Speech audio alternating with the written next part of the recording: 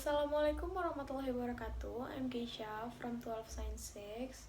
Here I am to presentation about my explanation text. What I wrote about is tsunami, and here I am to explain the structure, the feature language, and how the tsunamis happen. First of all, I have this text. So this is the first and second paragraph. And then this is the third paragraph. So I'm gonna explain about the generic structure. First of all, we have a general statement. It's from the first paragraph. It's the term of tsunami comes from the Japanese, which means harbor tsu and wave tsunami. A tsunami is a series of the wave generated when water in a lake or a sea is rapidly displaced on a massive scale. And second, we have sequences of my explanation text is a tsunami can be generated when a floor sea abruptly deform and vertically displace the overlay water. Such a large vertical movement of this earth crust can occur at the plane boundaries. Production of earthquakes are particularly effective in generating tsunami and occur where desert oceanic plates slip under continental plates. As the displaced water mass move under the influence of the gravity to regain its equilibrium, its radius occur the ocean like ripples on the pond. And the last one is closing. So in my text, closing from the tsunami always bring a great damage. Most of the damage is caused by the huge mass of water behind the initial wave front.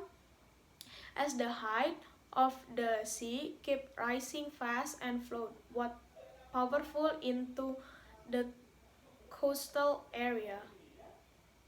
That's it, the general structure. And then next we have language feature. It's basically what language you use on the explanation text. So first of all, we have simple present tense. Its text is a tsunami is a series of waves generated. The water in a lake or a sea is rapidly displaced on the massive scale. And the second, I have passive voice. It's on the text is a tsunami will be generated when the seafloor abruptly deforms and vertically displaces the overlying water. And then I have abstract noun. It's vertical, horizontal, and the height. And I have conjunction of time. It's when. And I have action verb. It's move and movement.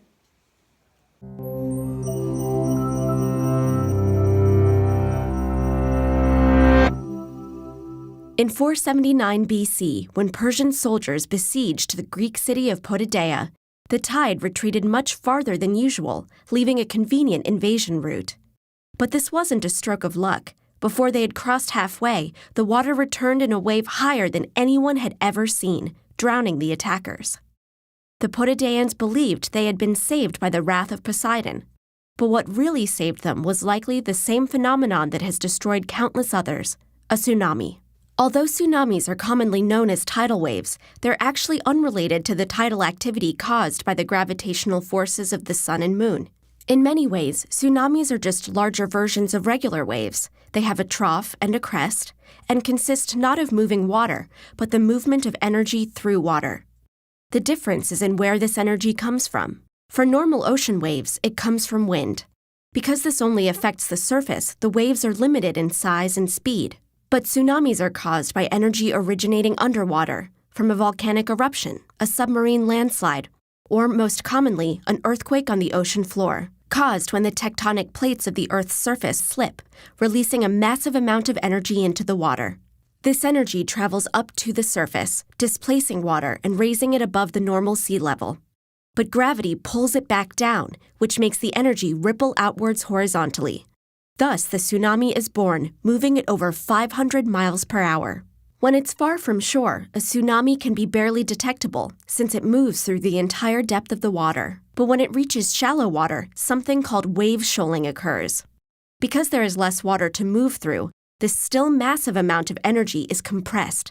The wave's speed slows down while its height rises to as much as 100 feet. The word tsunami, Japanese for harbor wave, comes from the fact that it only seems to appear near the coast. If the trough of a tsunami reaches shore first, the water will withdraw farther than normal before the wave hits, which can be misleadingly dangerous.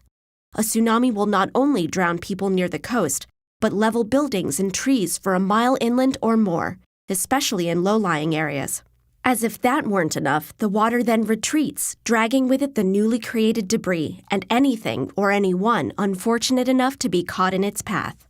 The 2004 Indian Ocean tsunami was one of the deadliest natural disasters in history, killing over 200,000 people throughout South Asia. So how can we protect ourselves against this destructive force of nature? People in some areas have attempted to stop tsunamis with seawalls, floodgates, and channels to divert the water.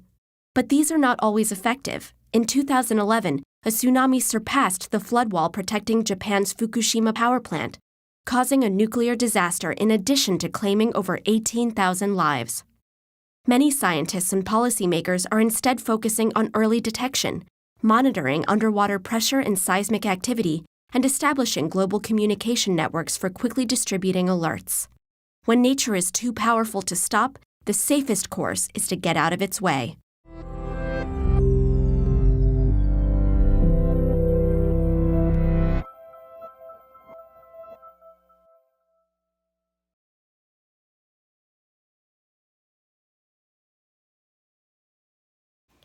And that's it, my presentation. Thank you for listening. Sorry if I have a mistake spoken or something. I'm so sorry, and thank you. Bye.